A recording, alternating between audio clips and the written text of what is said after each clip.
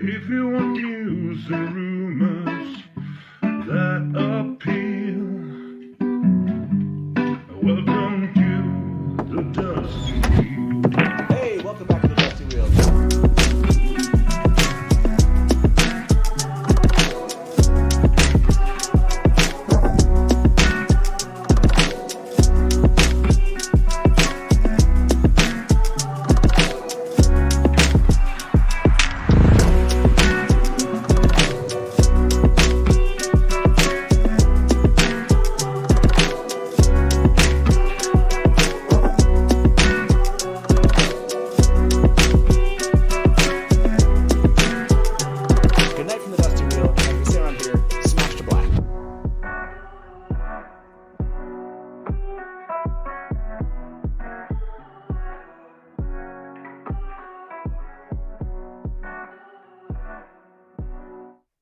Hey, welcome back to the Dusty Wheel. I'm your host, the Innkeeper, and these are Daniel's well-turned calves, everyone. Daniel's well-turned calves. Thank you for bringing those with you today, Daniel.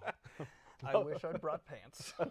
Welcome to our Wheel of Time Season 2 finale live watch and reactions. This is actually the first time we'll have all seen this. Brandon, thank you for letting us do this here. I'm cheating, though. I've read the scripts. So it's not my first time seeing it. It's my first time seeing it, but I have read it. Okay. And well, that's going to be the fun part for all of you watching, because you'll surely get some commentary as we go from us. You're going to hear us talking as we go. If this is your first time watching, you don't want to hear us, then why did you show up tonight? I don't know. But we'll be chatting throughout this, and we'll get going here shortly. Just as a reminder, we will be talking not like full book spoilers, but like... Yeah, and we'll be trotting through the course of the episode. So if you're here to just watch the episode, you're going to have these three bozos talking over the top of it. So just warning. It's true. I prefer doofus, if that's okay. Okay, Yeah. okay. Assume that the Great Hunt, the Dragnerborn, will be referencing things from those books as we go. We'll try not to spoil too much for future books. Yes. But it's possible, like, I know some of the season people who aren't relevant in the books until later are relevant here. Yes. And so talking about them is kind of even a spoiler, and we will talk about them and things. Just assume that. I know this is being simulstreamed to both of our channels, and so you'll just have to follow the mods' directions as far as what's available or allowed in chat. I'm just going to trust my mods. I'm sure they went full book, full series spoilers, but whatever they said, not what I'm saying right here. So. And they do have to, people have to push play and watch it themselves, because you won't be seeing it. You'll just be seeing us. Just us. Two bozos and a doofus. Yes. And I believe there'll be a time code on screen so they can follow along. Yeah, we aren't going to skip the kind of the pre, what do you call it? Yep. The what happened before this episode. We're just going to play it right as you hit play. What happens with us. Yep. So, and Taylor, you have the timer up for us, right? Taylor will throw that on the screen for us. That's right. We do have a Taylor and an Adam this time. We have the full force. This is the Avengers Assemble of Wheel of Time content. That's true. It kind of is. Okay. And I saw a note that maybe audio is a little bit low, Taylor. I don't know if that's you're hearing that in chat. Can we troubleshoot that real quick? Yeah, we can. Okay. Yeah. We're going to do a little, again, make sure you guys can hear us out there before we get started. There's no rush. We've waited 7 days. So what is another couple minutes here? I can't believe you waited. You waited while I was in Hawaii. I know. to watch this. I did. I signed out of all of social media. I have not been on. I realized I'm an addict because I would open, I would go to my app and I would literally click on, my brain knew Facebook was not logged in or Instagram wasn't, Twitter. I would still click the app and I would see the login screen and be like, no, I can't do it. I think we did the math a few hundred times. Yeah. I'm going to be turning down your volumes a little bit individually and then start pumping up the others. So you're going to lose sound. Okay. And then so you know. we're going to lose sound. Okay, guys. We'll come back up. We're just doing some audio checks here, so bear with us. I'm sure in chat. I mean, you showed up, so you're going to stick around for the technical details as we go. And if you stick around to the end, I will show you the Trolloc I drew. That's an impressive Trolloc. Thank you. You should not reveal it yet. Okay, I will not. Don't. Do not reveal the Trolloc. I'll say this: I'm really looking forward to an episode finale for the Wheel of Time that wasn't filmed, rushed during COVID. Yes. That is, I think, a very shared sentiment. Yeah. I think that's a reasonable excitement. This time I actually read episode 8 and was able to give feedback on it. Yay! I didn't get to do that last time because 7 and 8 had to film. They did it very rushed, and they didn't send them to me. So. Gotcha. Yeah. I can't wait. That's going to be a lot of fun. Is there a... Brandon, can I have you talking and Matt and Daniel raise your hand? Me talking? All right. So I am, as I said, very looking forward to this. You still can't hear Matt? No, I can hear him, He but just I would wants say a keep little bit going more. up. Yeah, you go up a little more. I am looking forward to, well, I can't say because There you go. actually Yeah. Matt told me not to tell him what's coming. That's true. We can't hear you right now. I can hear him. I can hear him. Yeah, I know. I can't. Yes, that's true. You've read the script, so you can't. If you tell me what's happening, then we would waited 7 days to react to something that wouldn't be on screen. So I'll tell you this.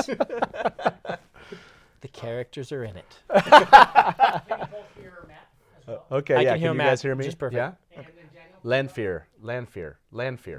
Are we good? talking? Yeah. I'm very good at talking about nothing. It's one of the skills my audience knows me best for. I'm fantastic I at could use filling just time. a hint more, Daniel, but I'm good. A lot of people say that, actually. It's a constant theme.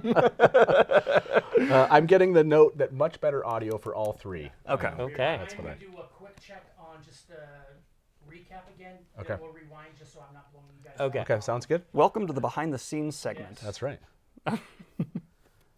That seems to still be. Yeah, it seems that good volume's for me. still. Yeah, good for I'm me. fine. Just Oh, actually, come up on Yeah, mine. come Yeah. up on mine. I figured that would be the case.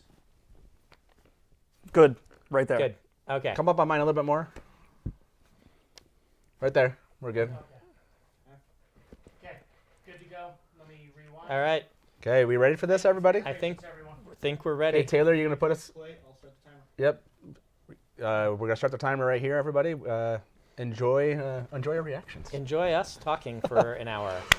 And Finally, hour and 10 minutes. if Lanfear dies, we have problems. I was going to say a book spoiler. Hey, Adam, can you turn my audio for that up a little bit? Yeah, mine too. It went down again somehow. I swear, I had a small criticism of how they were showing men's visions, but I can't think of any other way to do it. Like, Yeah. I think that's the right way. It's kind of the same thing with Perrin, right? Like you can't do what you did in the books with Perrin and being able to smell emotions. Yeah.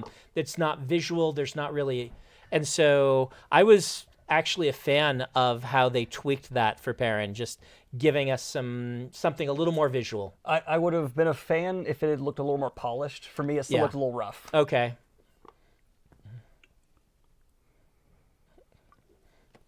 The two Forsaken have just been so good this season. Oh, yeah.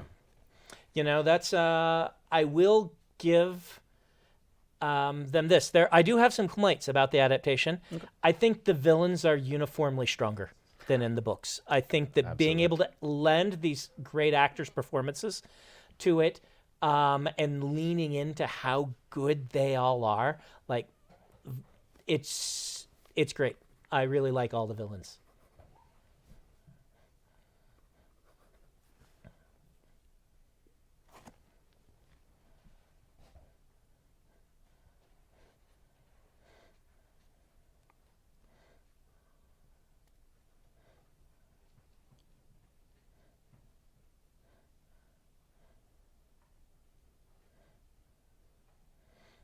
Nice little effect on the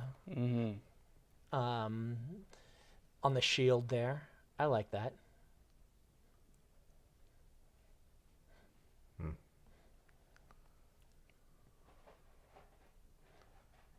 I like a more gruff Lews Therin. Do ya? Yes. Mm.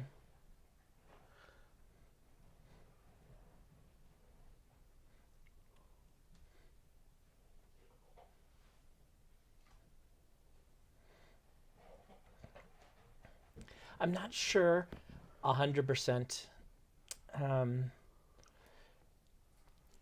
what I think. This is really handy narratively, right? To show the Forsaken being sealed away. And to show like Lews Therin and things like this.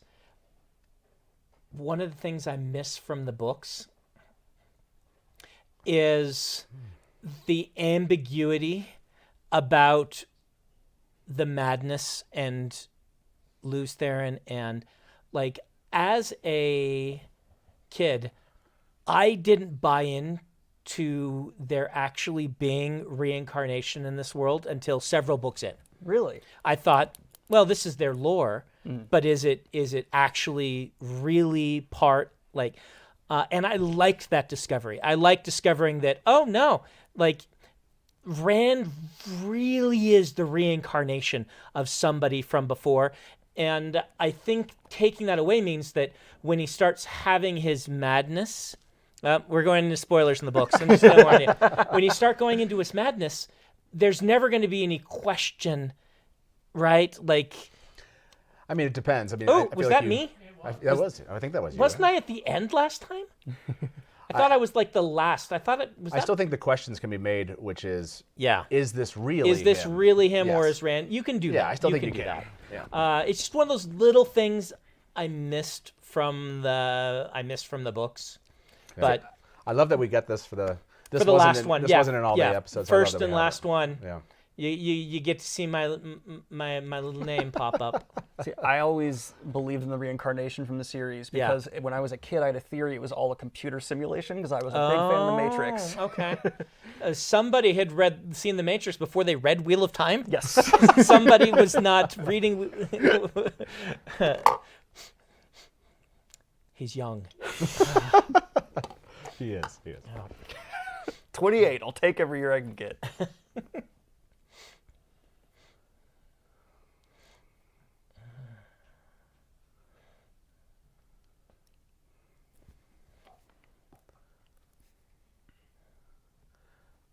Okay, I like the shot. I like Yeah. the shot of the white cloaks near Falm. This is some nice cinematography here.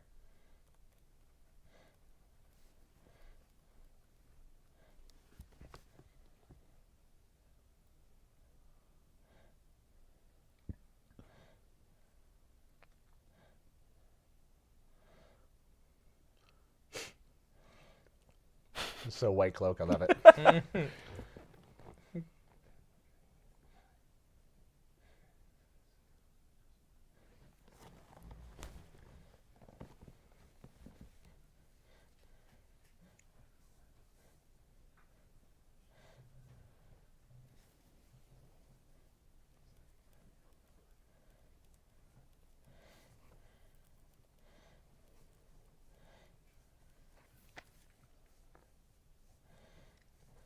I like that two sides to the White Cloaks where they're Yeah. the bad guys, but they can be on the right side. I mean, as long as he's alive, they can be on the right side. Mm-hmm. He is one of my favorite characters from the books. I love Dane getting into the prophecy side. These four walking together is so strange to me. This is so fantastic. Oh, I was talking about Lanfear, but yeah.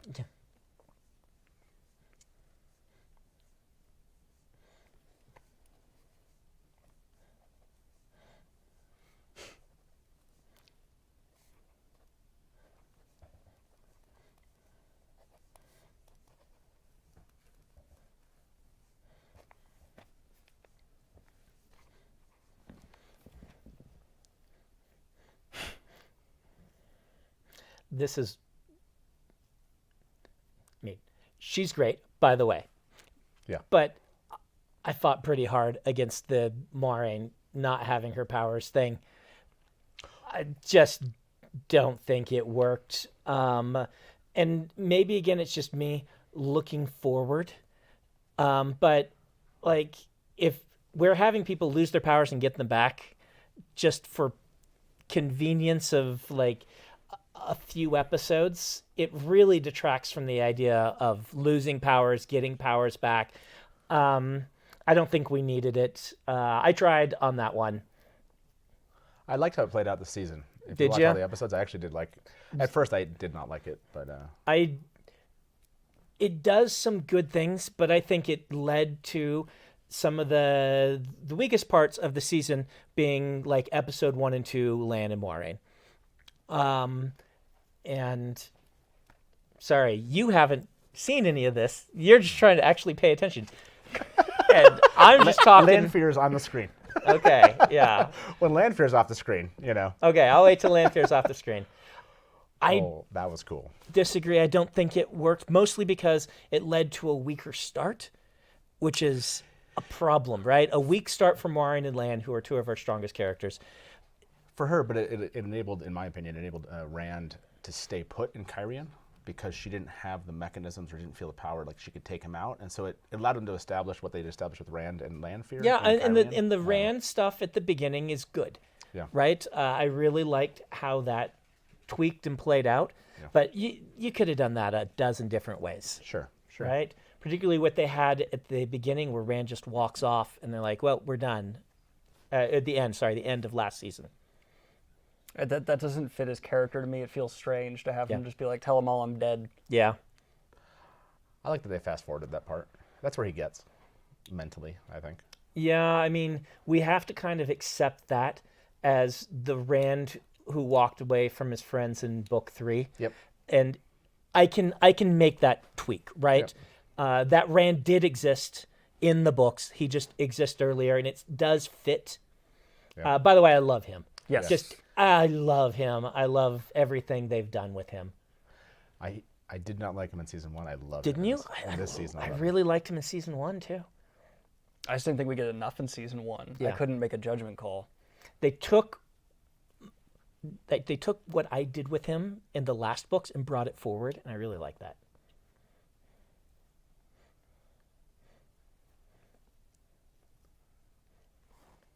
They've done a really good job with the set design of Falma. Mm.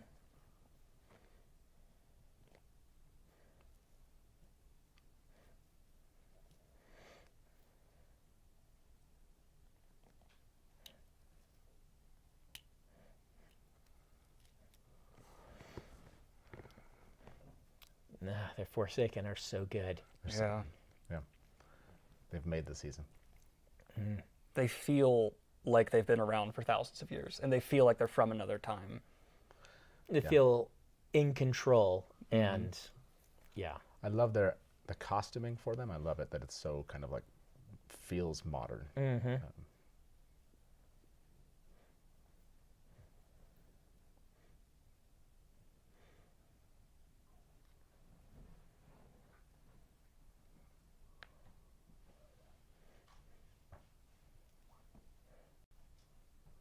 Come on, caress his face. That's what needs to happen here. Oh, Matt. It's the whole season. Shamil's been caressing everyone's face. Oh, yeah? It would have been a good bet. I should mention that I haven't seen the whole season. Okay. People will be wondering, what? Now, I'm jumping. I've read all the scripts. I have not seen the whole season. This is the first chance I've been able to sit down and watch. So That makes a vibe. That's effective. I like this. Yeah. There was some weaker screen earlier I reacted to, but I do like visually this episode so far. Mm-hmm. Which is good because episode 8 last time was the most rushed on the Yes. The clouds kind of pulling in like. Not sure you could really do that though. I can suspend this disbelief. Can you? for something this cool? Yeah. Okay. Okay. We are just starting the battle. This is just happening.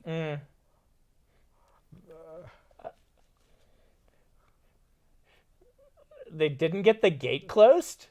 Those are some... I mean, this is a Sean Chan. Why would they believe that they would have any... They'd have anyone to rival them? Yeah. Yeah. Mm.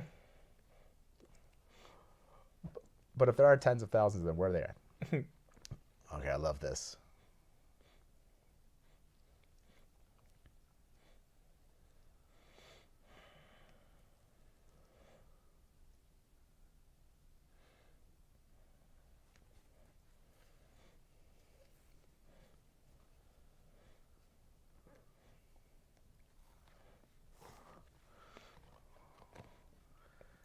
So how did you feel about what happened at the end there with, like...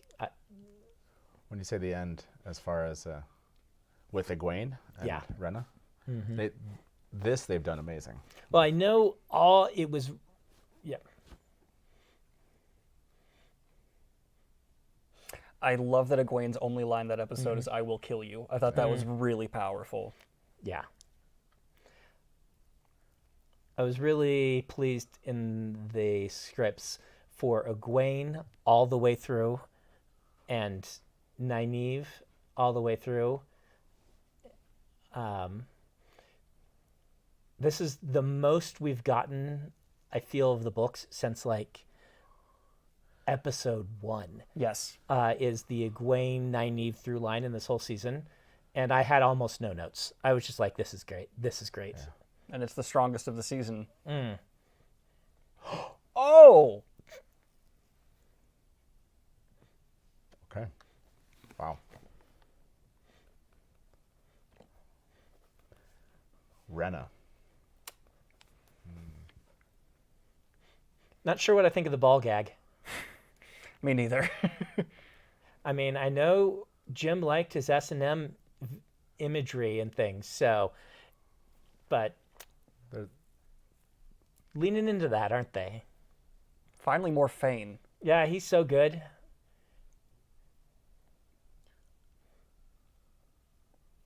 That was the only thing I was going to disagree on earlier. Was the one villain I want more of now is Fane.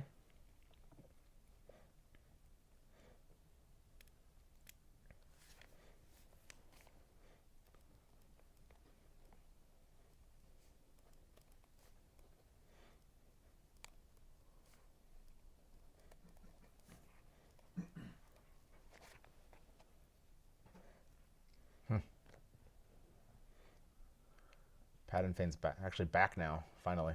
The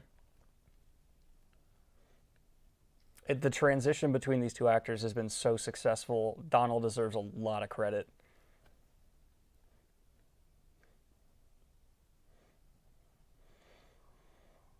Wow, this just happened.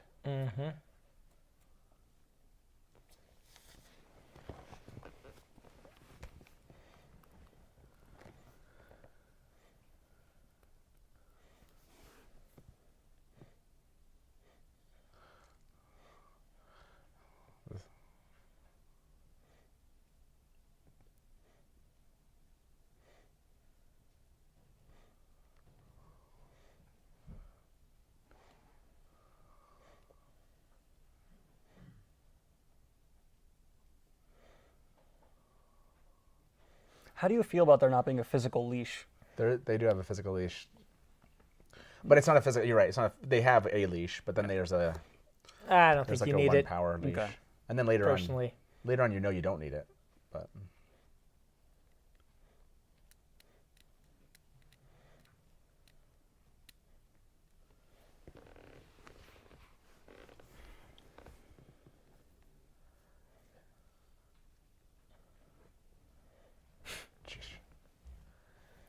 This is starting off a lot stronger than I thought it was going to. I said the last episode felt like a lot of setup, and they're just, okay, go. There's a few things I'm waiting on that I can't say anything about. That's true.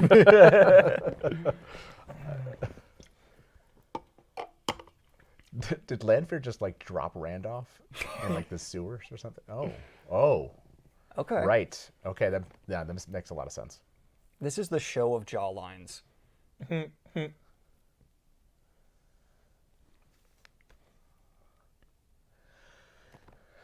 can't believe I'm going to say this, but I did not like how they handled Rand and Egwene in season 1, but his need to kind of save her here, or his kind of desire to get to Falma, I think it works with their season 1 kind of stuff that they did. It does give a good replacement to a lot of stuff they had to cut, right? Like the hunt for the horn basically being gone. Yeah. Rand's part in it definitely being gone. You need something. Yeah.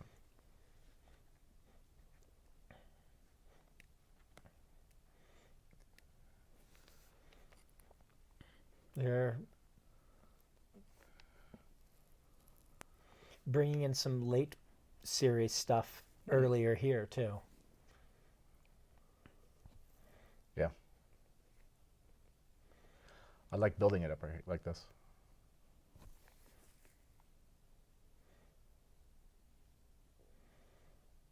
Two really good performers in a scene I'm unsure on.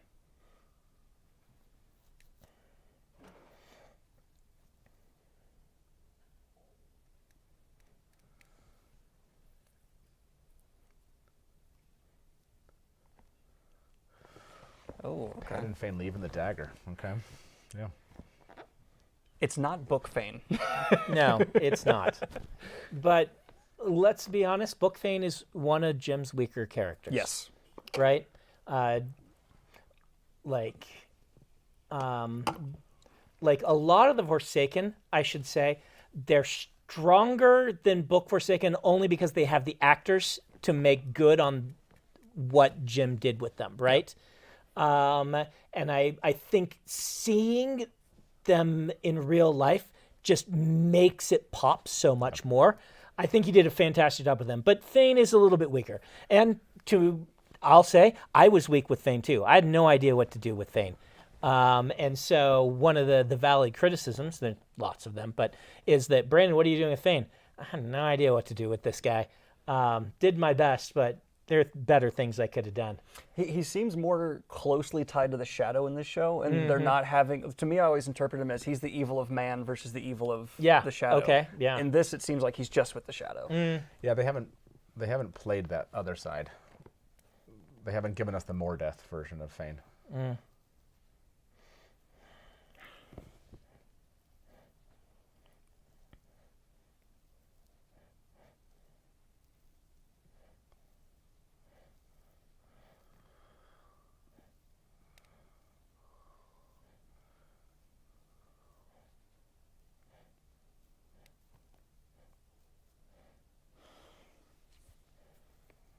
I called this one. I don't like this. I called this one from the beginning. Or from whenever they said that.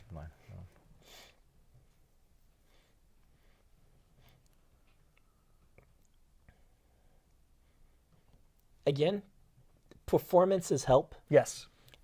But when I read this stuff in the script, it was one of my least favorite parts of the season was Lan and Moiraine. It's honestly, I don't want to draw too many comparisons, but it's kind of the Game of Thrones problem. Like, and I understand the problem that the writers were in. This is your star, right? Yes. Rosamund Pike is fantastic. She is your star. You've hung your whole first season on her. And what do you do with Great Hunt, where she has a much smaller role? And so they wrote in a bunch of stuff to do with her. And, they were far enough off book.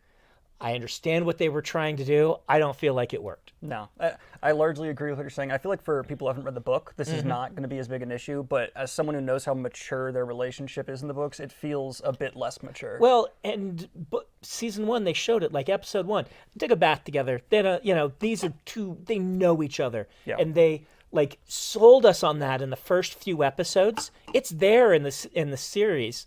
Yeah. That these two know each other so well. And yeah. By the way, I like this change. I like giving Perrin something to do by finding the Aiel. I like how Aviendha shows up. Loyola has the friggin' horn. Why does he? What? Yeah. Wait, where did he get the horn? Sorry. But I'd like that Loyola has the horn. I tried, guys. Where did he get the horn? Well, because it was in the Turok has like a room of antiquities or something. So he just grabbed it during the chaos. I Clearly. guess. Yeah, we basically lost the hunt for the horn and the whole. Something had to go. I don't know. I was pretty sad to not have the actual hunt for the horn. I mean, the previous hunt, if you go back and read it, is not that. Fane has the horn. Rand gets ahead of him, steals the horn. Then Fane steals it back. Right, but and then they go to Falma. My point is but that's quest fantasy, right? Like that's what I get it. That's like saying, okay, Sauron has the ring. But it's really then not. It's Gollum ends up with the ring. Then Frodo ends up with the ring, and then they bring it back, right? Like all of Great Hunt, the book, is chasing, like it's a travel log, trying to get the horn, get to the horn, find the horn. So it means when the horn gets used, it's been a centerpiece it's been the MacGuffin the entire book. Yeah. So yeah, there's not a lot they had to do, but it is the centerpiece of the book. But all of Great Hunt wasn't that much of a, it was like them trying to find it. You're right, but I was never enchanted by their search for it as much as it was for. Well, I was. I bought into the whole mythology. I bought into the whole thing of yeah. Gotcha. Okay, well that makes sense.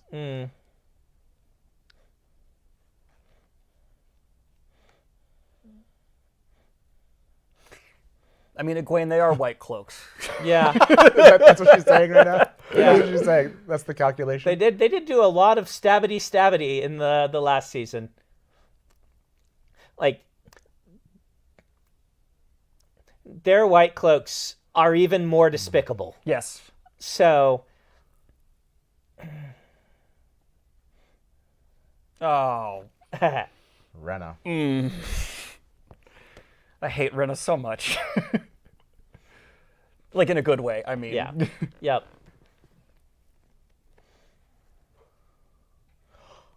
Oh. Rand just...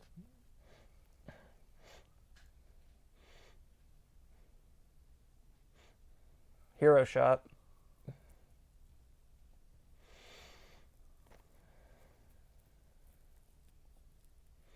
Nice.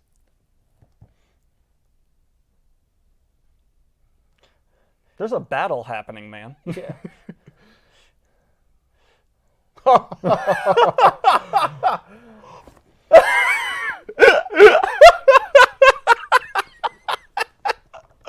Okay, yeah, that. All right. So Indiana Jones. I don't really like it. It's a cool shot. What I didn't want it would happen was Rand fighting him with the sword. I did not imagine that. I'm actually not mad. Aren't you mad? No. I mean, because like I never bought him beating a blade master. So Yeah, every time Rand would beat somebody with a blade in the first couple books, I was like, this is imaginary sword fighting. I disagree. Fair. He's So Tel'aran'rhiod. he's not just a variant. He has the best teacher in the world. True. Right? He's taught by the best swordsman in the world. If they had taught him, Yes. Yeah. If they had, In the books, if they had taught him, he right. gets taught to be a sword blade master by the best swordsman who's ever. But not by the time he fights Turok. Yeah, he's still the apprentice to the best swordsmaster, and sure, you but- know, but maybe had a little bit of advantage from but like.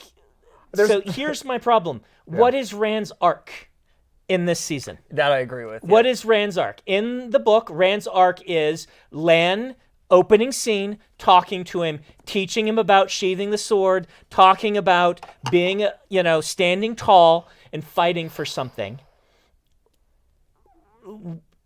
Okay. Sorry, I'm talking over. No, you're That good. was unexpected. That's why Matt and I last night were saying season 3 needs to be Rand's season. They gotta give the Yes. chosen one that spotlight. Like, what's Rand's arc? What's Moiraine's arc? I mean, what was Rand's arc in The Dragon Reborn? What's Rand's arc in The Dragon Reborn is that he's realized and embraced the fact that he's going to go mad and kill everyone, so he leaves his friends and tries to do it by himself. Yep.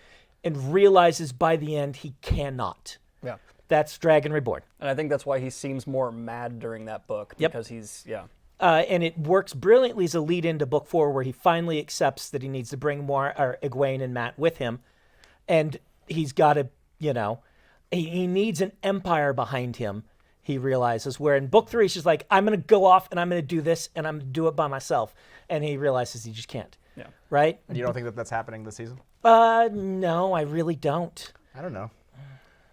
I mean, he has that kind of he has that moment, and then he comes back and it becomes about his friends at the very end here. Yeah. Yeah, they're bringing back Doman. But I mean, But yeah, it's not as clean as what you see in the books. the show is doing a lot of things fantastically, and it's really good at scenes. But one of the things I keep arguing for is, what are the arcs? What is the theme? And arc and theme seems to fall by the wayside for cool scenes quite a bit. And that worries me. Particularly going into like book 4, where it's the strongest Wheel of Time book, and that's partially because of the themes of self-sacrifice and things like this.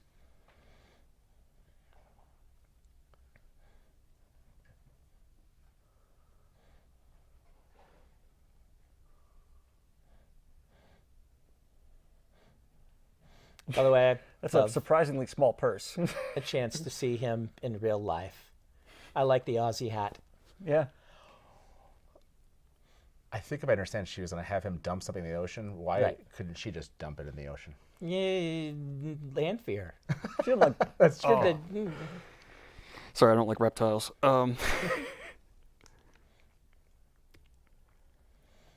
Suroth just hasn't, other than the name Suroth, it's not really worked for me this season. What was the dust on the hands there supposed to imply?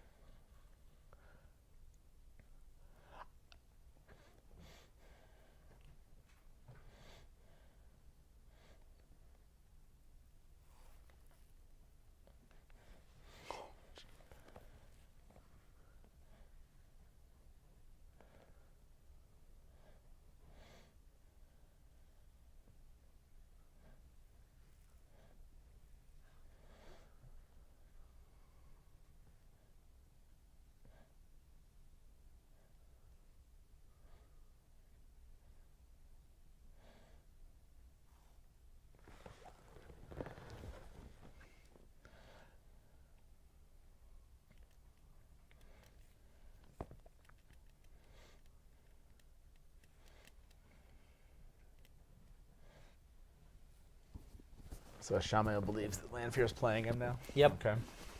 I mean, Of course. I mean, he should have known that. But. yeah. He might not be right in how she's playing him, but I mean, you know. Oh. Don't. Sorry. I really tried. I tried so hard. He's going to take it with him, but on the stick? Oh, it's worse. Is he making an Ashendari? Yes. I mean, it's a spear, but I guess. I tried so hard, guys. Ah. That's so he can take it with him? No, it's the Ashendari. It's how he gets his. Well, let's. Wait, is he going to keep that throughout the series, and that'll be his Ashendari? Yeah. Hold on. I want to watch the episode. As far as I know, I mean, who knows? Maybe they'll change it, but little addition of some Brandon lore here, using an Ashendari to escape. Yeah.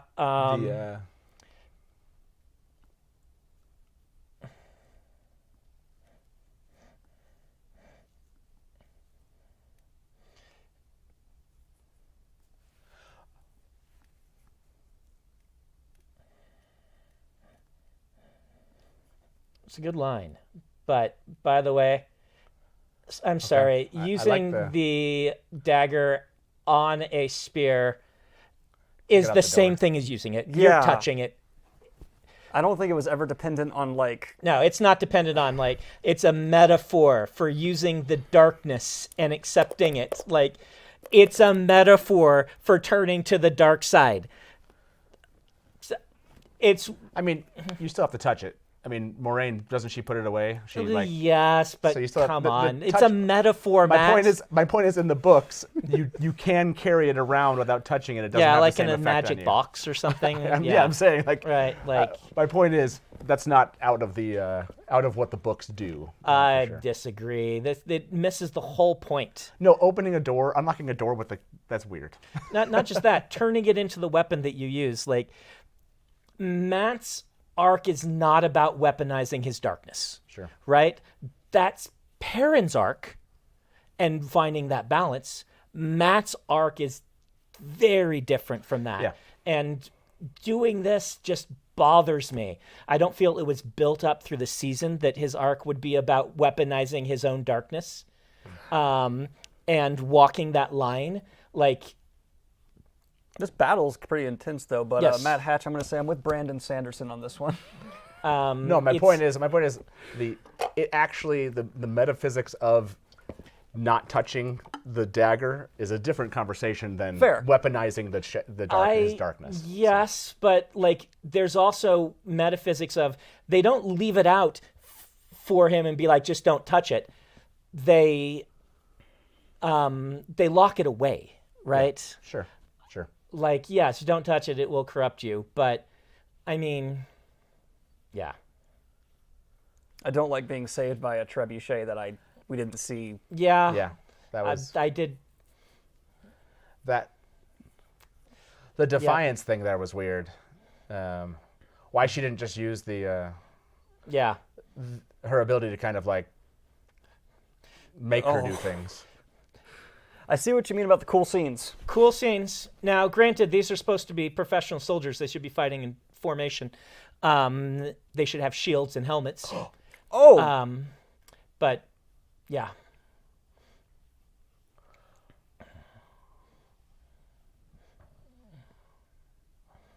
That's not where I thought they were going to go with that. Oh. Oh! Oh, we're going to see Nynaeve channel.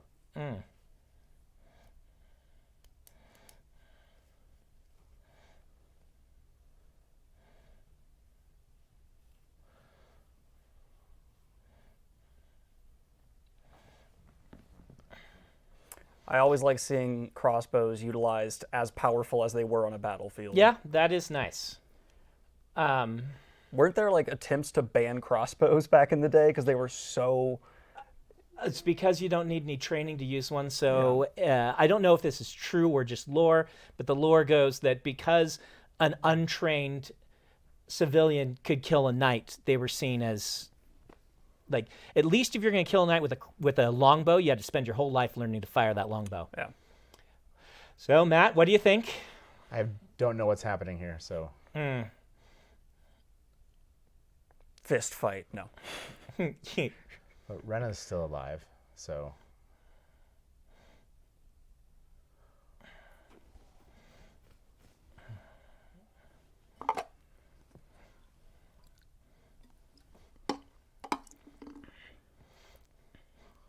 Perrin, again, spending a whole lot of time Walking around and staring at people. My man Perrin. At least he saved Avienda, right? No.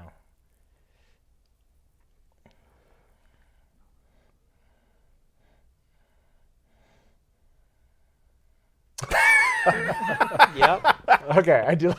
Watch out! You are bearing a dagger from Shannar Logoth. Do not. Come on. Sorry. He's I a little bit free with that dagger. I really had a problem with this in the scripts. If you couldn't tell, I loved the hug. Yes. Mm-hmm. Aiel, or appropriately Aiel, Yes. doing a good job with them. Massima, I do like Massima in this show.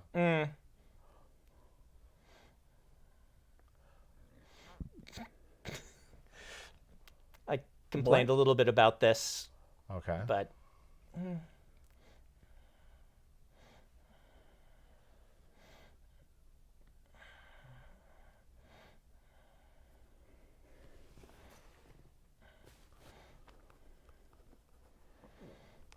What?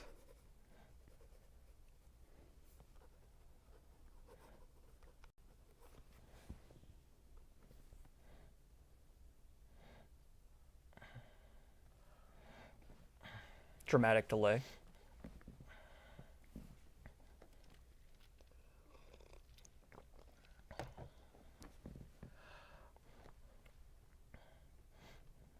I don't know. So? I guess that works. I'm still trying to figure out how they hit their position, but they're the two who live. yes. But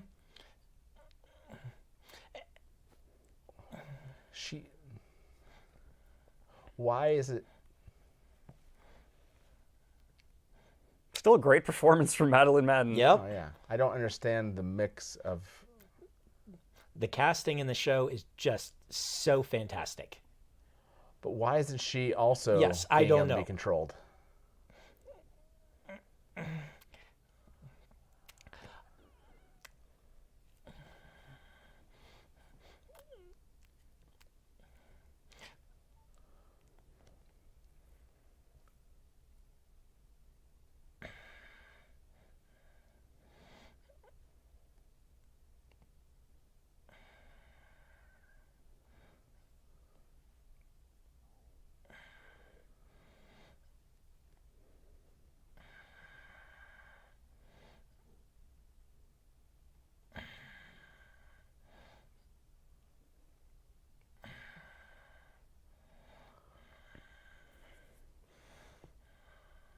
Now leave her. Walk away.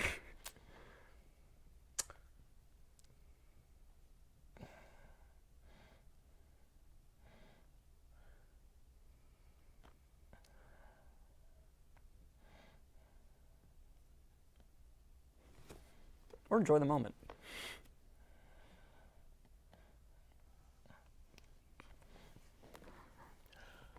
Oh. I don't understand, but I'm.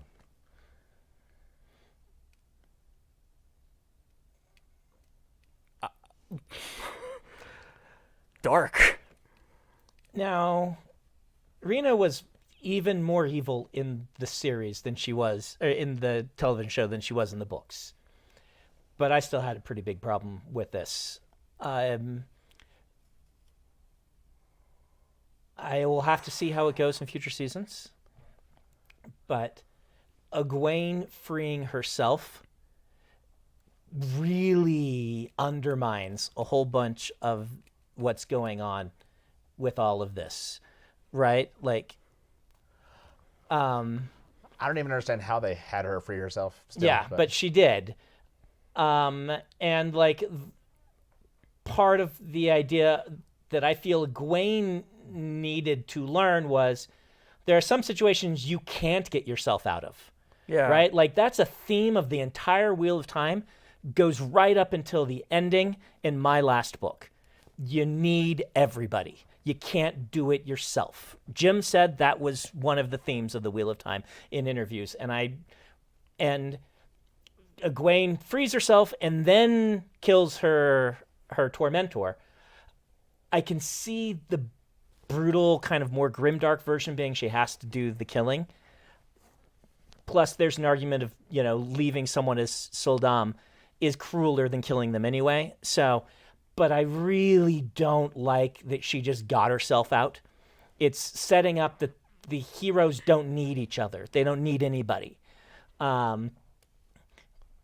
Yeah. I really thought they were going to pull the Nynaeve piece in there. Yeah. Because now what is Nynaeve doing? Yes. And exactly. also, how did Rand just find her? How did Rand find her? What is Rand was Nynaeve? tracking her because Rand saw where they went. He did see, Yeah. but that like, was wouldn't this before- tower be the most guarded thing? I guess he's been murdering people with the one power, so we're fine with this. We can accept Rand showing Fair. up, Yeah, right? yeah. We can totally. He knew where the fireballs were coming from, and he's been able to. Oh, it was Egwene next to him. Sorry. Yeah. I'm remembering they had a little trailer and they showed that scene. That's how a Forsaken should be able to handle Yep. that. Yep. Good job. I love him.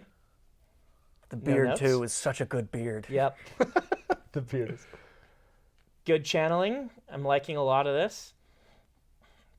But it's the character arcs, right? Like, it goes back to kind of my complaint about Perrin, killing his wife. Like, well, what are you going to do with the character arc of Perrin then?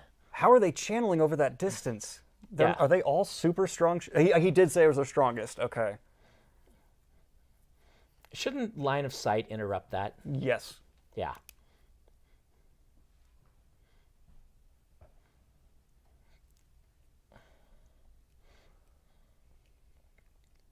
I do like Elend taking that whole long perspective, right? Just like Shamael being like, we can do it next time. That's something I always read into him that I know might be controversial from my take on him, but it is, I feel he's fatalist. I feel he's just like, Yeah. More being knocked unconscious for long periods of time. Yep. The head trauma comment. Yep. Head trauma comment. I actually wrote that in my Really? responses to them. Yes. I've put it in my reviews. I'm like, they need an MRI. Yep. So bad. And, you know, you're feeling the Horn Valier with the tainted dagger of Shadar Logoth. It's literally tainting it. Yes. That is tainting the horn. Yep. Yep. Mm-hmm. And I don't know that I get enough of a sense that they all think this is the last battle. But I'm glad.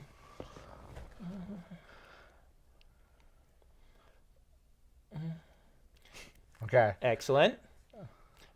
But I want Perrin to be just physically overpowered. yeah, Perrin needs to be cool. Nice moment there. Yeah, I love it. I like this connection Yep. between those two. It sets up a Yeah. No spoilers, sorry. Yep. Well, we might be past that. I've been talking about book 14 a lot, haven't I? I'm sure people in chat are like, they said no spoilers past the Dragon Reborn. I said I was going to try. I said try. Are we just sitting here in a battle right now? Yeah. Nynaeve has a block, man. You remember Yeah. that, right? I know. I'm just pull her into an alley. Yeah, right.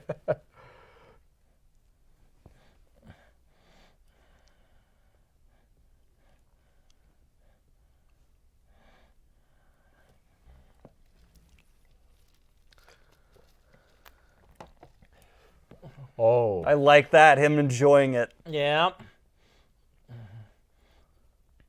Oh.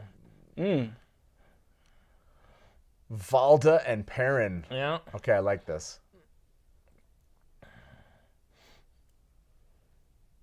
I don't remember this. Do questioners go into combat? Valda apparently does. Oh, Hopper. Oh, no. No, don't tell me. Don't you dare kill her. Don't. Oh!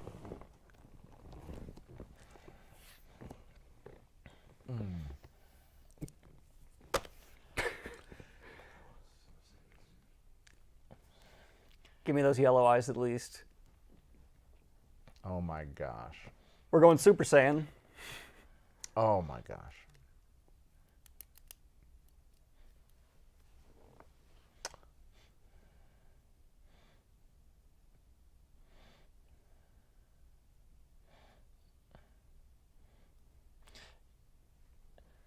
Nice of Valda to just leave him. Yeah, also, they really need to build that relationship between him and Hopper more. I tried. I- I mean, I don't disagree with this whole sequence right here, right? No, this is... Like you gotta is a great- accelerate and you gotta have this is this good. moment. Oh! Yep. Okay, I'm for that. Yeah. That's Yeah. good. That is good. Like Oh. Okay, that's a Matt thing right there. yeah. Charge. But we didn't have enough time with Perrin or Hopper or Perrin's to earn the moment, but well, here we go.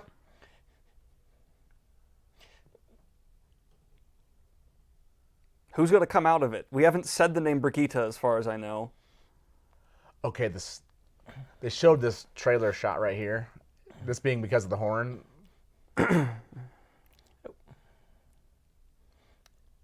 This works. I This like works. this. This is great. Bring them all together in a nice scene. Oh, Egwene's going to free Rand? She can't fight a Forsaken, but she can free Rand. Yeah. Donald tooted.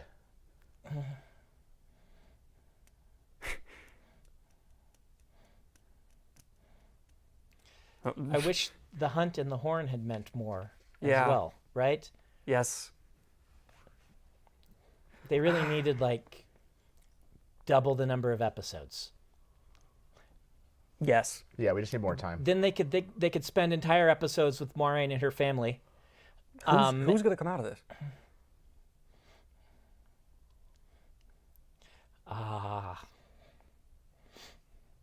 If you haven't read the books, what are you thinking right now?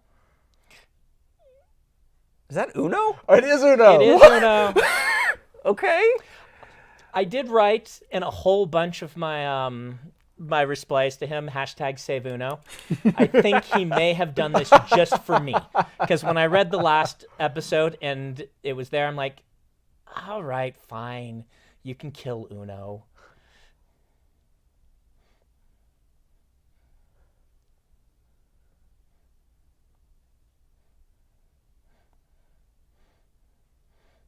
Is that Arthur Hawkwing? Yeah, Okay. He's got some hawk wings on him. Yeah. I don't know about that.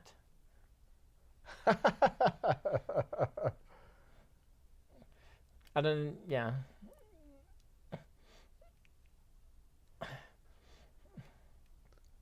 Even the Glad Gawain The fight would have heroes- helped set that up. The heroes better go like Hard. but like into the air also. Like I want to see. Oh, nice. Okay. Nice, That was yeah. good. That was good.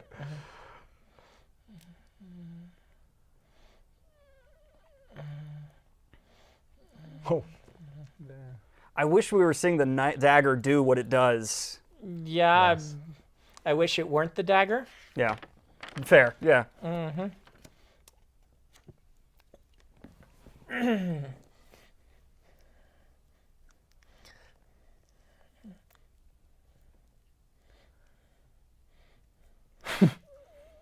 oh my. Perrin's just mutilating an old man. Yep.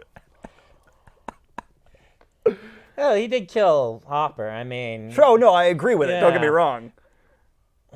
Oh.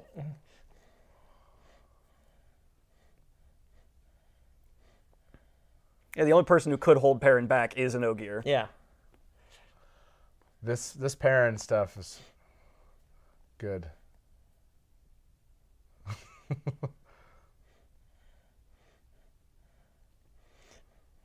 I swear I have to ask Rafe. I swear he did this just for me.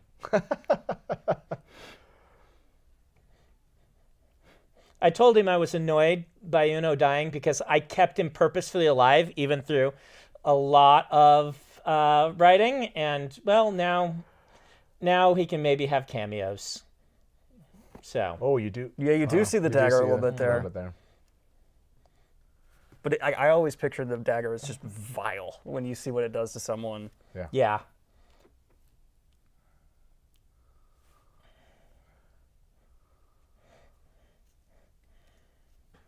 They're just... Yeah, Give them more. this didn't go anywhere, right? Again, there's just yeah. I feel like Nynaeve and Elaine didn't have a lot to do after the really cool White Tower scenes Yes. earlier on, I thought- which were fantastic. I don't understand why they didn't I take the sequence love from the books. I don't- Nynaeve's accepted test. But yeah, Yes. if Nynaeve let Egwene go here, I don't understand. then Nynaeve has something, right? Yeah. yeah. And it's okay if I like that they're foreshadowing the block, but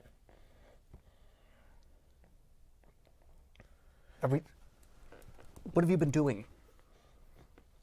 this is not this is Simultaneous. this is simultaneous. I understand, but it's not communicated very well. Yeah. Like,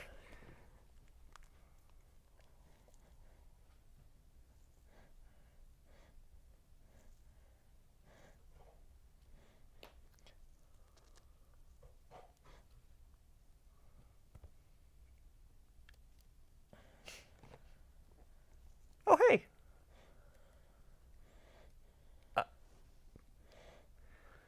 Don't give away your friend.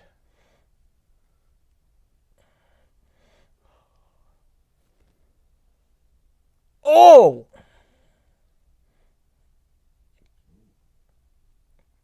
that's a very Forsaken play.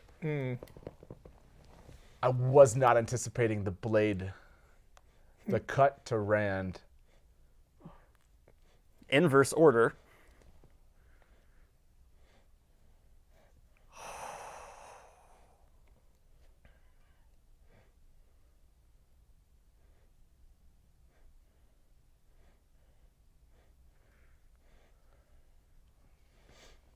do have the question of how did he know that the bearer of the Ashandrai was going to appear and throw a spear through him? He's real smart. I mean, he He is. saw the vision, right? Didn't he see the vision from Min? I assume he manipulated it, maybe? Yeah, maybe. Do not tell me Egwene fights a Shamael and beats him. No, that's not going to happen.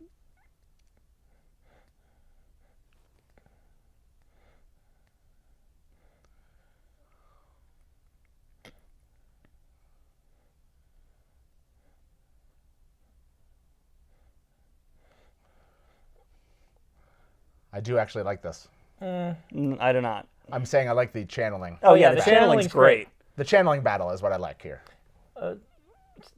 And just more of Moiraine and Lan not being able to do anything.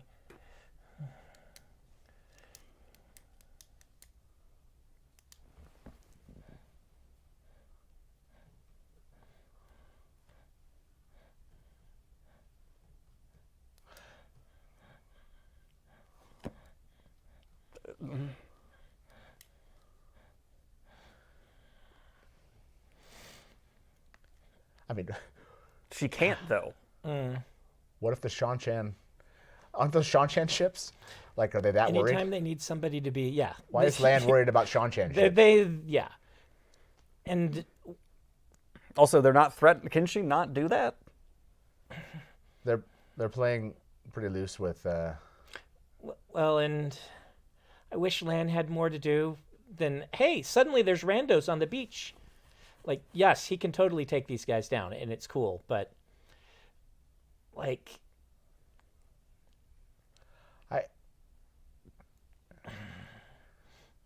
Oh, okay.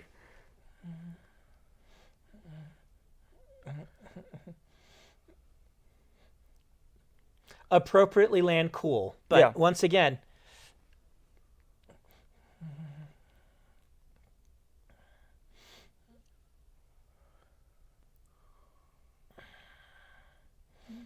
Is he just toying with her?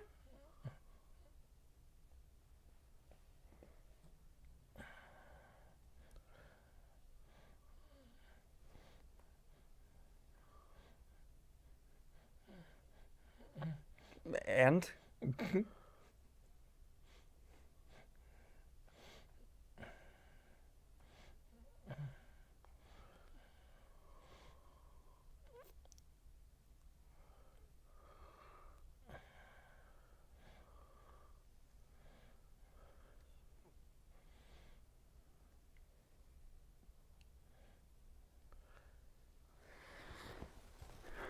Okay, the Elaine Rand meetup here. Hey, she's hot. Who are you? That was a theory from one of my friends that this was the scene. Okay, nice job, Jen. I have 1,000 questions about what a Shamael's not doing. Yes. Again, that a Shamael doesn't want to kill all of them, right? Fair, but he Yeah, can still he's do a why bajillion not? other things. Yeah.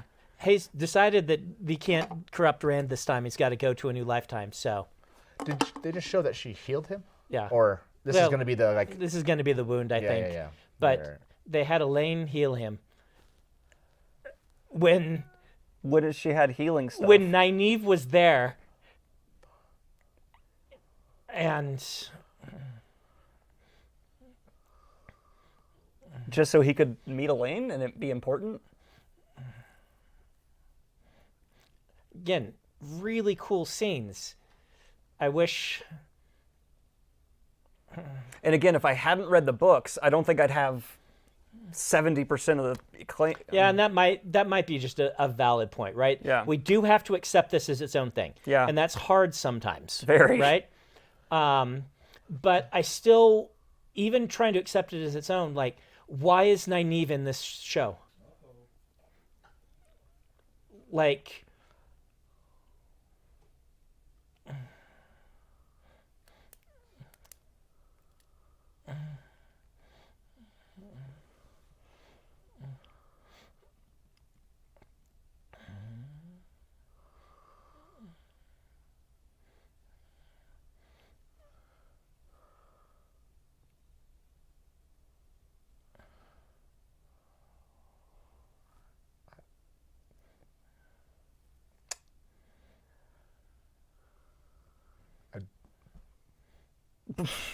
Nope, don't understand that one. Okay, that was cool. But what a weird way to get there. Mm-hmm.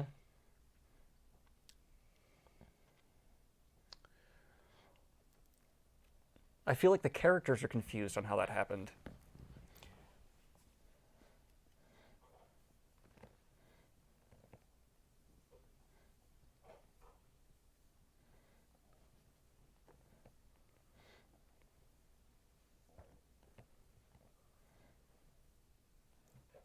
So I like that. But we already saw Moraine, like, I think kill... he's dead. No. I don't know, but I think he's dead. But why gone. did that sword... I don't know. I don't like that. I like him, like, but once again, like, the question becomes, like, She took out all of their ships? yeah. Like, how did Rand's philosophy defeat Ishamael's philosophy? Well, Perrin had a shield, you see. Right.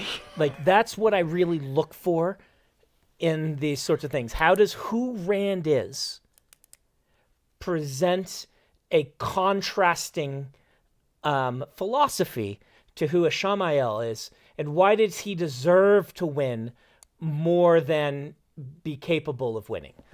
Yeah. I'm also wondering how the Trollocs at Winter Night were a problem for Moraine, if this is what Yes. she can do. Mm-hmm. Also, how they killed the archer that was on the ridge, if she's been focusing on this. Yep. And yeah. And I will say I've been waiting for this is totally just a book complaint. Been waiting for 30 years to see Rand in the clouds fight, and one of the best scenes that Robert Jordan ever wrote, and I don't get it. And that's okay, right? This has to be its own thing. I'm still allowed to be sad, I think. Yeah. Yeah, oh, Right? absolutely. Like,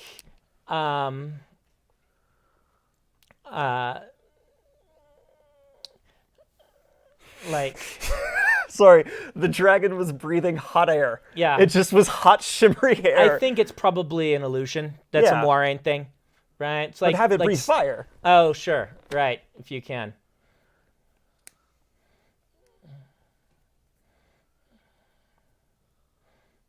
Uno. Are we going to get a last shot of Uno? I can accept Uno, like, the idea is he always was a hero, right? He didn't necessarily do stuff in this show that made him a hero, but he's always been a hero. Can we just accept and Yeah. enjoy the fact that Lanfear made it Yes. for this episode?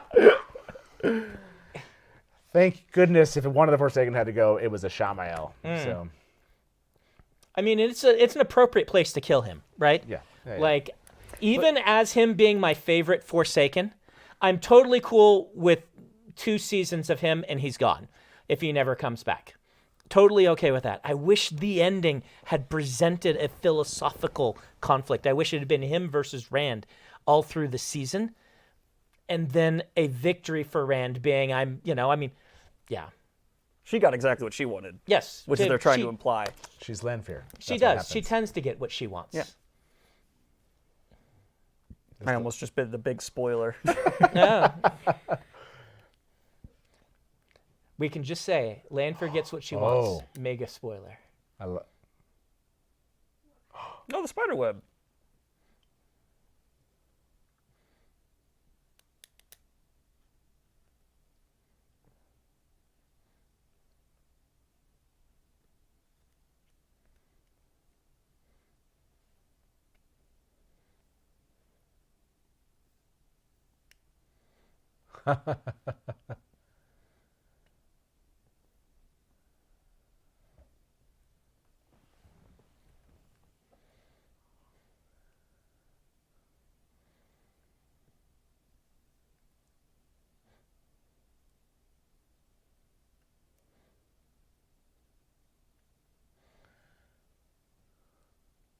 I don't like this.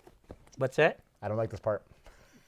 Oh, Lanfear can go too far sometimes and get wrapped in some webs Yeah, and then go make her own later on. I mean, I like the Lynx part because it threatens the idea that maybe she dies here. But Oh, okay. I like the whole scene. I'm trying trouble connecting this Mogideon with my head canon. But Yeah, it is. I need time. Yeah.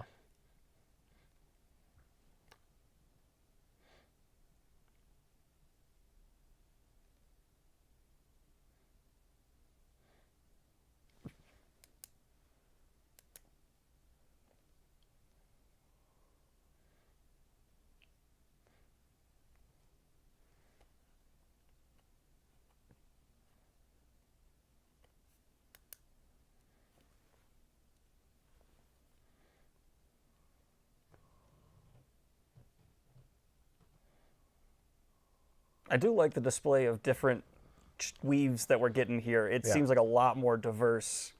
Yeah, one power. that does add things. Though they're playing loose and free with their own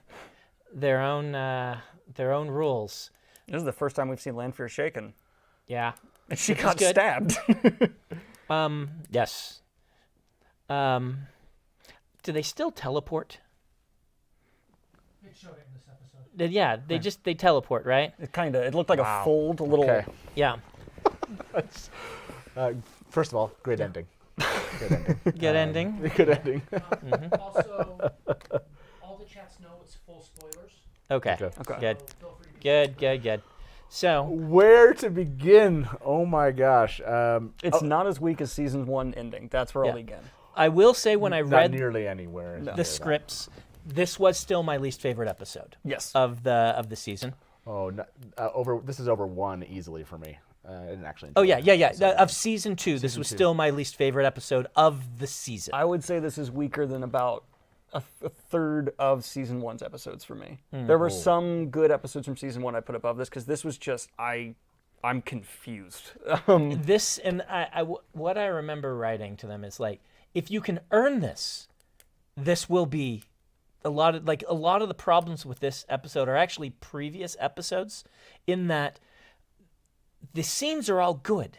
A lot of them are good, but like what you're having happen doesn't feel built to character-wise for a lot of the characters for me, and that might be me too clouded by the books. It's totally possible. I disagree to an extent because like the whole on top of the tower thing from beginning to end, I just not set up, not earned, like the whole but blocking. If it were set up, like if for some reason Perrin having a cool shield were set up, yeah, if for some reason Elaine were the one who were really good at healing and Nynaeve weren't, like you have a healer there and someone else heals Rand. You have Perrin with a shield, which is what he adds. What does that mean? I still think I would say the Perrin White Cloak sequence for me. Great. Strong. Forsaken. Yeah, in this Forsaken, episode. great. Strong. I mean, season 2, like the scripts even, and I haven't seen all of season 2. Just they're doing a really good job with a lot of things.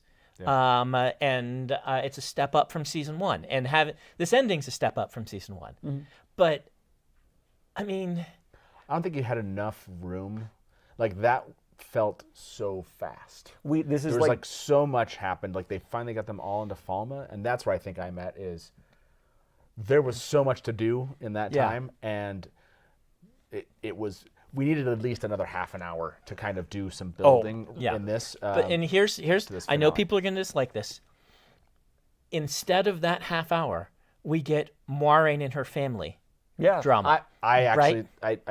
if you go back and watch it, I actually really enjoyed it. It's a great it really is. It's their strongest actor doing good drama pieces, right? Yeah. But the problem is that's what the cost is this. Yeah, it does not link or pay off anything Because here. you have these scenes, then you can't do this justice. And so either the whole show should be lean into the Moiraine drama stuff, or all it's doing is preventing you from having the time to set up Perrin's arc and even like Egwene's arc. Like Egwene has the strongest arc, but like Egwene does so much in this season, and nobody else really gets to do anything. Rand gets to stab Elend, but what does that mean?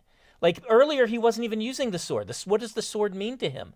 He doesn't draw it to fight the Blade Master, but he draws it to fight the Forsaken. Why? Yeah, I didn't even think of that. The sword piece against Elon was a strange thing to happen right at the end, where you get some pieces, like you get the heron mark, but you're like, what does that even mean? Yeah. That's what I was talking about. Like the tower, it's not that it's just set up, but it's also the whole time it's happening. I imagine even a non-book reader is like, why isn't he just doing something around that shield? Why isn't he just like, it's like watching someone who's tried mixed martial arts for a year taking on Bruce Lee and standing up to Bruce Lee. I mean, the books do that.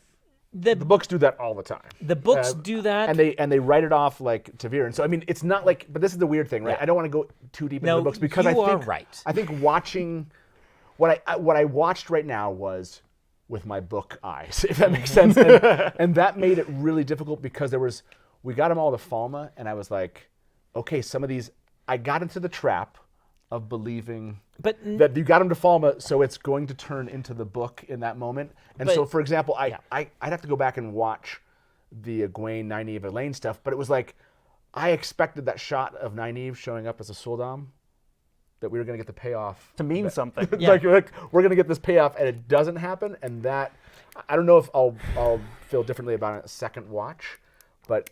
I know non-book readers liked this episode. That makes perfect sense. Right? It has good scenes. It has good acting.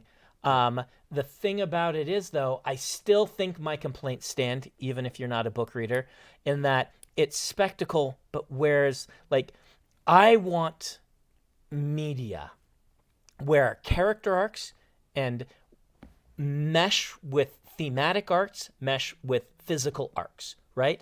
And when Rand stabs Elon, it is three things. It's not just a cool scene. It is a cool scene that is the culmination of his character arc and of the themes that the media has presented.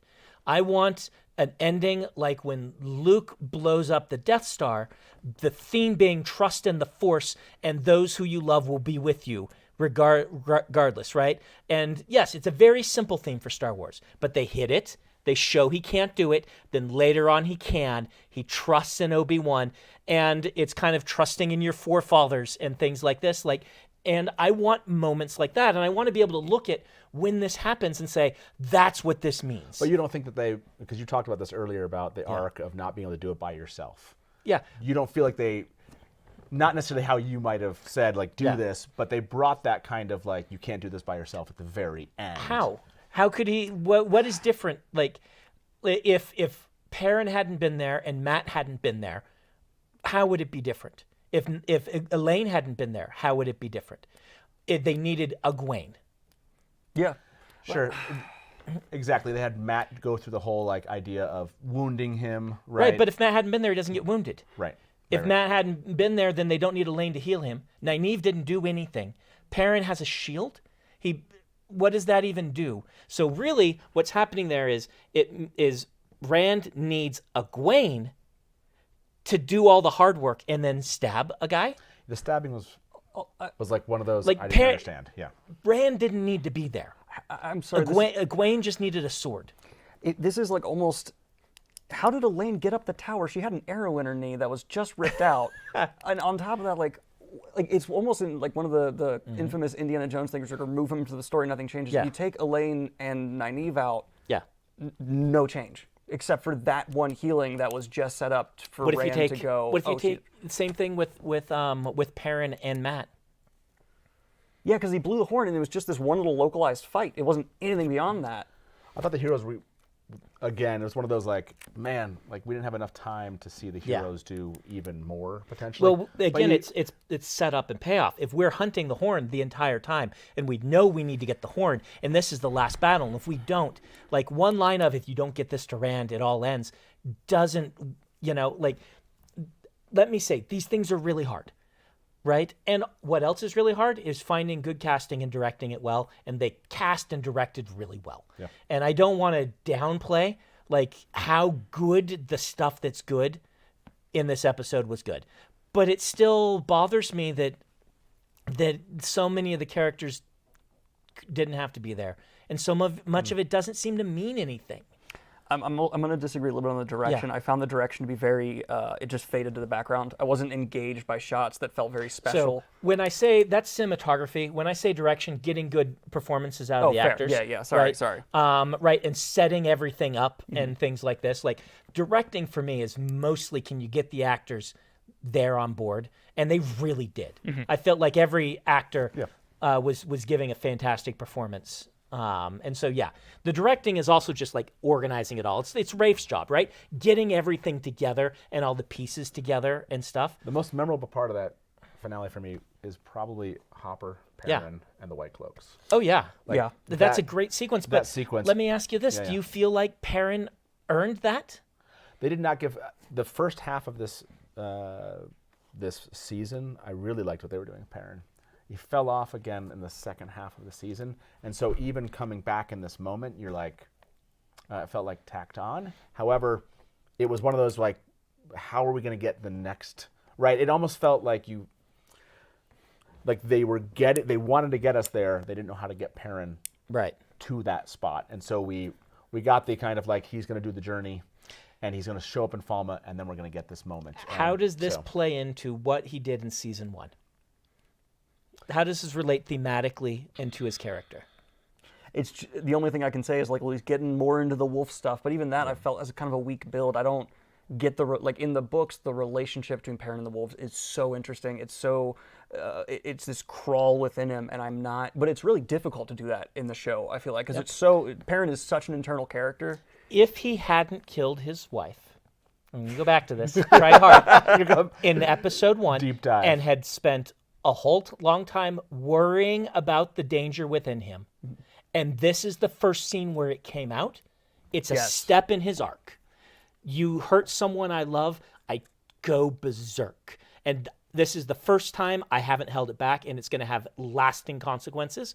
Great. Killing his wife has not had lasting consequences. No, but and if they tied it in here in some way, I would have felt like, okay, maybe it makes that a little better, but we get none of the regret. We get none of the... It feels like his wife has not been a thought this season. When I argued against it, they're like, we need a dynamic introduction. We need to introduce Perrin really well. And it is a dynamic introduction. But the problem is the cost later down the line, where you now are on a road for a character arc that you need to pay off. And it needs to be very different from the books, which I would accept, but they don't. Yeah. And so it's this whole idea, the things that are good are great. And this season, I think will be, once I've seen all of it, my expectation is if this is the weakest episode, which it was in the scripts, then what we have is a season that's better than Rings of Power, where first seasons I was like, is Rings of Power better, or is Wheel of Time better? I was like back and forth on it. And this season I would hands down think is better. So that's great improvement, right? As negative as I'm sounding now, overall I would call season 2 of Wheel of Time good. I would have said the first season was very not, and this one is, I would say overall I would still recommend it to a friend and just say, there's a weaker ending. It was one of the things I wanted to happen was, like, I wanted them to land this. It felt like a very shaky land. Better than the end of season 1, but not as solid as I wanted to feel going out of season 2. I'll be honest, I love season 2. Season 2 as a whole is fantastic. And so I need to go back and watch this episode again. I want to love it, and I like it. But what the issue is, I think people are going to enjoy watching this. I don't think they'll come back to it. Because what brings you back are those moments where things culminate. You don't come back for cool scenes. Because you can get cool scenes over and over again, it constantly being... I know you haven't watched the season 2. I've gone back, and that's what the thing that's been really interesting is, and it's not for the cool scenes. It's your job. No one pays me for this. So YouTube ad revenue. No, he doesn't turn on the ad revenue on his channel. You don't turn on ads. I have yelled about this so many times. Again, this is not my job, but conceptually, what I'm saying is I go back and not season 1, but season 2. I've gone back and watched.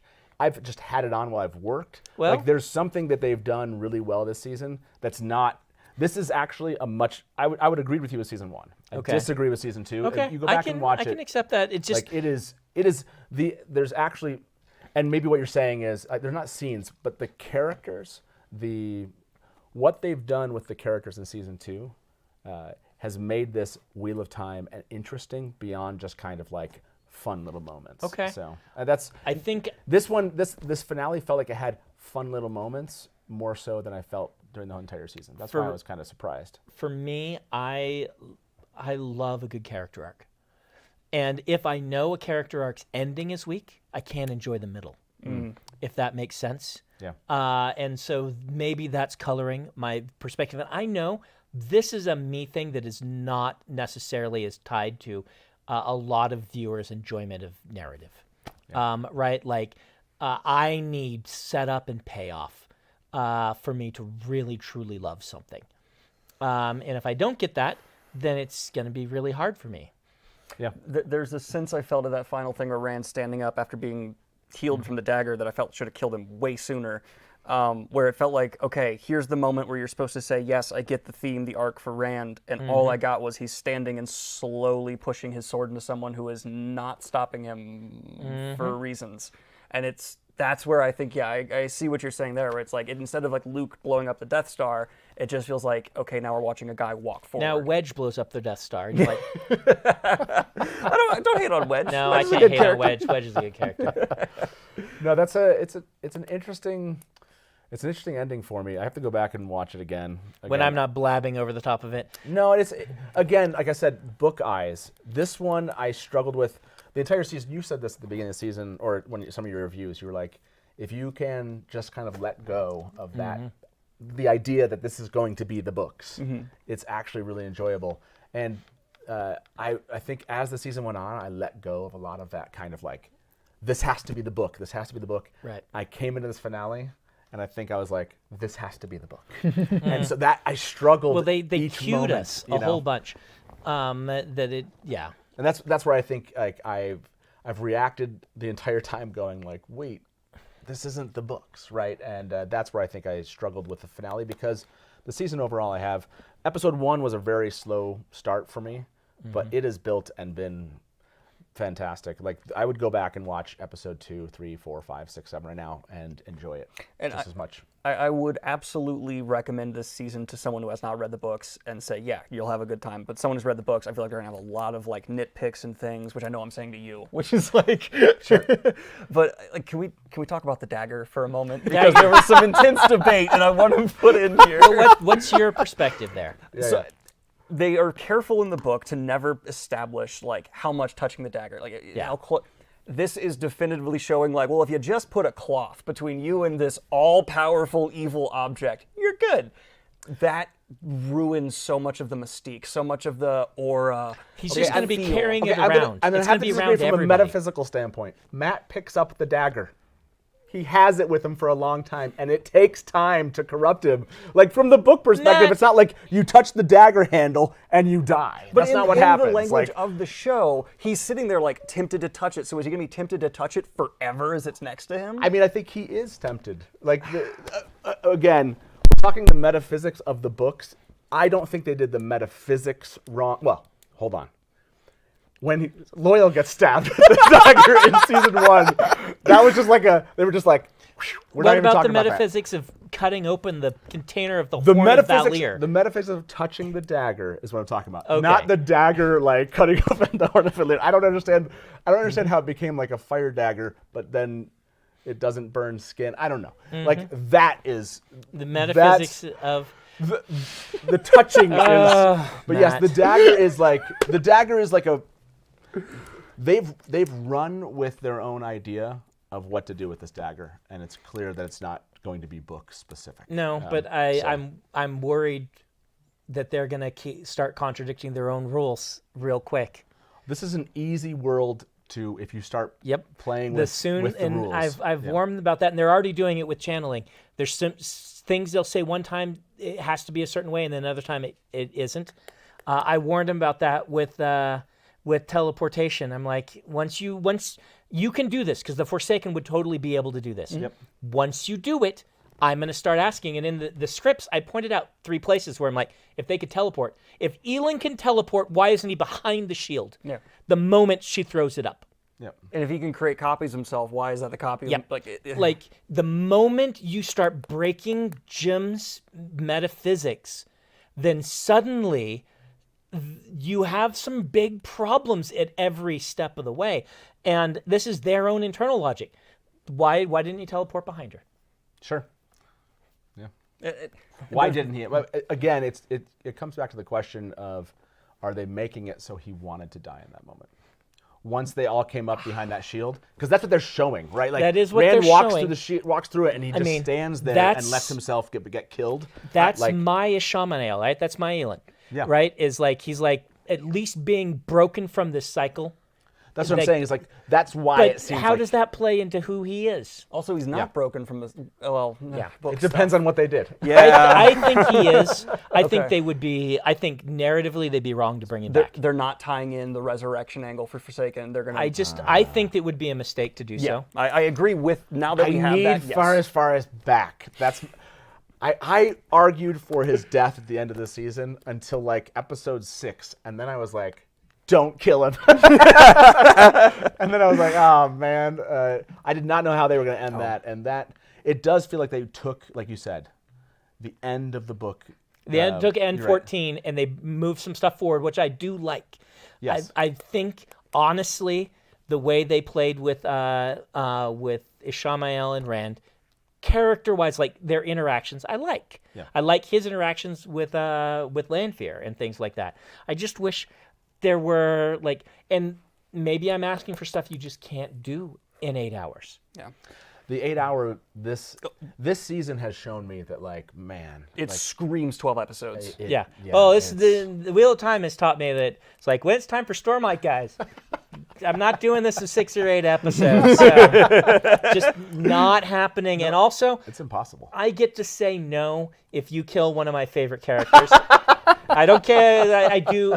Bringing him back as a hero of the Horn is okay. He saved. I actually wrote that. I'm like, all right, fine. You're like, if fine. you do it, I loved what I loved here when we were watching is you were like, I do wonder if that was. I'm going to talk to. I actually kind of wrote that in. So here's the thing. I don't want to spill too much, but they weren't going to show the heroes originally. Okay. I talked to Rafe about it, and it's like he wasn't sure they could get him in. They weren't sure they could do it. I'm glad they did. And this, if there's a thing I actually fought for the most, it was to get the heroes in. I lost on the Ashandarai, and the thing about it is, when you hear me say that, don't say without Brandon this wouldn't have happened. That's not how these things work. Like, as a writer, I will go out and I'll do a rough draft. And sometimes you can talk to my beta readers. I said that you can talk about things that are in the rough drafts that I end up changing. Sometimes you try a bunch of things, you see what the response is, and you're like, I kind of knew that would be the response. It didn't land. I'll change it. I got that sense with the heroes. I got the sense that he was like, when I talked to him, he's like, yeah, I think we can do this. And we can put them in. The thing about it is that's all book stuff. If the heroes hadn't been there, I don't think it would have actually materially impacted how good the episode would have been. No, I'm actually going to say with how little they're set up, I could take it or leave it at this point. I actually would have been fine with the horn. I would have, like, a comedic moment where the horn gets knocked in the water and it's never seen again. I would have been just as effective. You would not have been. No, it would That have was been. to make you mad. So I'm glad that the heroes appear, but the thing is, the problem is not the heroes not appearing. The problem is the horn doesn't matter. No, yeah. Right? Maybe the horn should have been cut, and maybe they should have just done book 3, but ended at Falm, right? Like, book 3 is Rand has abandoned his friends. He's going on his own. He thinks he can do it by himself. If you build the theme to, no, he can't, and his friends show up and save him at the end, and he realizes, I need you. Thank you. And then you have Elend, who at the end is betrayed by Lanfear, and the people realizing, oh, he has, like, they together, I can beat any of them, but they together are stronger than me, and I don't have anybody. Yeah. Then you've beaten him philosophically. Then he can just be like, kill me. I thought I could lead, but I can't. Like, do that. That's basically book 3, Rand. I feel like that's basically what they tried to do. What I mean by that is he recognized that Lanfear betrayed him. Then he freed the other Forsaken, and what he did was he went up there to take out the thing that Lanfear wanted most, which was Rand. Then when he realized he could not, Why couldn't accepted, he? He accepted. Well, again, I mean, so you said why couldn't he? How many times did Robert Jordan save his heroes because they're ta'veren? Yes. What I mean by that, when you say why couldn't he, it's the Wheel of Time You to keep not be saying able to. by the logic of this show. No. I'm saying You say we have to Hold accept- on, we have to accept that they have. They can use some of the themes and ideas from the Wheel of Time. What I mean by that is they're ta'veren. Yes, so but in how the could books, Elon? they How can make Elon it- not stop a ta'veren? Well, that's In the books, they make that very clear. Has that been made clear in the show? no, absolutely not. Okay, Yeah, then you can't rely on it. I would absolutely agree that they haven't like given us like the prophecy to really understand. They haven't like made certain things clear. ta'veren has never been made clear as a concept. But also in the books, they make very clear that power in the One Power is an enormous thing. That the reason that these guys can stand against Forsaken is because they have raw power. I mean, not well, And sure. they survive by the skin of their teeth. Yes. I mean, they should never have survived. Ishamael could have always, forever, have killed all of them. Well, if that's he why the wanted to. insanity in the books works so well at the beginning, because it gives an excuse of he's mad. He's Yeah. he's out of his Ishamael's mind. crazy. Yeah. Sure. Yeah. And that's and But Samael could have shown up and killed him. Bilal could have taken out Rand. I mean, again, you have people like Moraine taking out Forsaken. Like you. I'm okay with know. Moraine taking out Forsaken. So what I mean is like Ishamael at the very Raw end. power. My point is, The they did go- Ishamael they showed us Sure. should have been able to take them out. Again, if you only give me the yes if they had explained ta'veren, but they showed a raw power moment where they did build Egwene up to have that raw power moment in that interaction, and I agree she did not kill Ishamael. She just defended with a shield. Well, okay. So let me. She defended with the shield, and yes, it's kind of like a little weak, but in the end, See, here's the thing. going with the idea that you brought up with Ishamael recognizing the Lanfear moment and choosing them taking Ishamael from the end of the books and pulling a moment, it doesn't work perfectly, but I think it works. I think you're just wanting it so badly, you're filling it in. I'm okay with Egwene. Let me get clear. I'm okay with Egwene standing up against Ishamael. But it doesn't do anything thematically. And it doesn't explain why Ishamael, like, I think you are just, you want it too badly. No, again, the way they put it together, you're right. It's stringy. It's shaky. Right? Let me give you both. I give both of you credit because I think, thematically it's messy. But I think, yes, Egwene has the power to do something in that moment. The problem is the visual communication of it. You're watching Ishamael essentially like, if you put yourself in his head, he's standing there going, I'm going to do the same thing I'm doing and not change. And he's just doing it and doing it and doing it and doing it. And it's like, why? And you have mechanics in the Wheel of Time for how our friends help us. Yep. Right? You have Nynaeve can't get past her block, but you could do some little bit of hand waving. It's okay, and be like, let me lend you my power. Together we can defeat one of the Forsaken. It's built into the mechanics. They went big. That's They what did that at right, the end of at season one is the problem. Right. And they needed it here, not there. Right. I would have loved some Tal'Viren communication because it has been mentioned in the show that they're Tal'Viren. Have Matt enter in a way that feels over the top, bendy, strange, and have momentum. But instead, the blocking of the scene is just he shows up, crouches behind the shield. He shows up. Well, and here's the thing. That whole scene was not blocked well. They shouldn't win because they're Ta'veren. Ta'veren should get them there. And they should survive and they because should of it. win because of who they are. Okay. Right? That's my perspective and philosophy on Ta'veren. Ta'veren is, I get Matt where he needs to be, and I pull everyone together, but then they need to win. Ta'veren doesn't win. You don't win because you're Ta'veren. Ta'veren gives you an edge to getting where you need to be. I would say I've always viewed. I would argue that metaphysics. Correct But me yes, if I'm wrong. Generally, I'll accept that. Tal'Viren is written in plot armor to survive the impossible, and then what you do to find your solution. I think what you're saying has to be based on Ta'veren you. is that the pattern weaves around these people. So what the pattern needs becomes what they need. And so, like when they find Two Rivers bows, or it's actually just ash from the Two Rivers to make bows, right? When they're there, that's explained. Oh, these guys need bows. The pattern will get them the stuff, but the pattern doesn't make them great archers. Mm-hmm. The pattern just got them bows when they need it. Okay. That's what it means to be ta'veren to me. Sure. I mean, will it make them a great archer?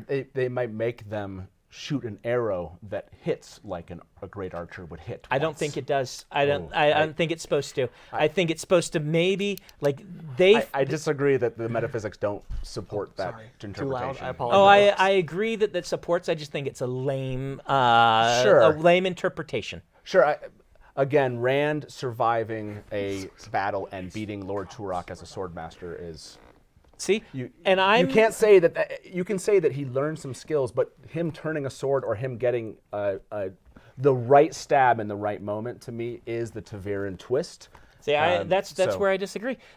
I think that the ta'veren twist is putting him into a place where he can be trained by the greatest swordsman in the world. It's a manipulation of chance. I think that's what talked about. I think it's both of those. The fish landing vertically in a market. It's a twisting of chance. If Rand kills him because he's ta'veren, then your characters have no agency, and they might as well be cardboard props. I mean, we're talking about the pattern here. Yeah, this is a fundamental disagreement I have with you on the way the Wheel of Time Are works. you enjoying this? Yeah.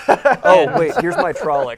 Yeah. We need to go to dinner. We do need to go to dinner. My dad made us dinner. Hopefully you've all enjoyed this fascinating watch and discussion. This won't be the last time we do something like this, and thank you. Yeah, we'll both. see you next 2 years for season 3.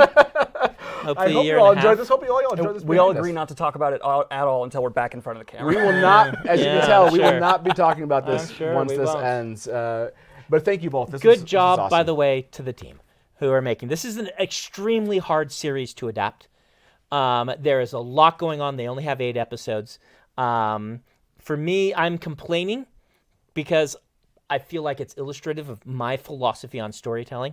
But at the same time, it's amazing that the Wheel of Time can be adapted and be this good. It's just we need more episodes. That's my biggest thing. We need 12 per season. Yeah. Yep. Yeah, I wish. Well, thank you. Thank you, everyone, for help set this up. This was awesome. And hopefully y'all enjoyed that. And now I can sign back into Twitter and talk to everybody about this. I'm going to have friggin' social media off of this. I'm going to eat first, and then we'll do that. Okay, are you ready, Taylor? I'm ready. As we say around here at the Dusty Wheel, good night. Welcome to the Dusty Wheel. Hey, welcome back to the Dusty Wheel. You went right to kill it. Look at you, you're all ready. You're just done. I mean, this is like, this is really well. And now I'm like, great, my turn. And if you don't like that and you want to say, well, Robert Jordan could have made the 2 rivers all white. He could have, but he didn't. So Just complimented me on my dress, and as you can clearly see, I'm not wearing one. I see Lukomi as something along the lines of a Shadar Haran analog. It does make sense why it outlasted the breaking. Yeah.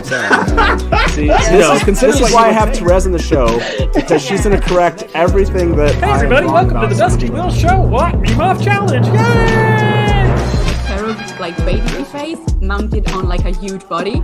So like all of a sudden, This is not just like, a traditional fantasy, right? There are sci-fi And elements. just a moment for those that ago, are kind of Rafe tweeted something. So let me get my guest in here with me. And probably, I would say, put in 70, 80% of the work. I got to be over the shoulder and be like, no,